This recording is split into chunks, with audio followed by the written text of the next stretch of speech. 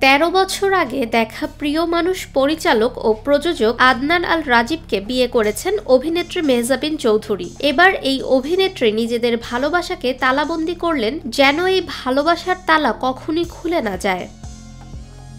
মেহজাবিন ফ্রান্সের একটি নদীর ব্রিজে নিজের ও স্বামীর নাম লিখে তালা লাগিয়ে দিয়েছেন। সেই তালার চাবি ফেলে দিয়েছেন নদীতে। এরই কয়েকটি ছবি সামাজিক মাধ্যম ফেসবুকে শেয়ার করেছেন তিনি। মেহজাবিন ক্যাপশনে লিখেছেন লক।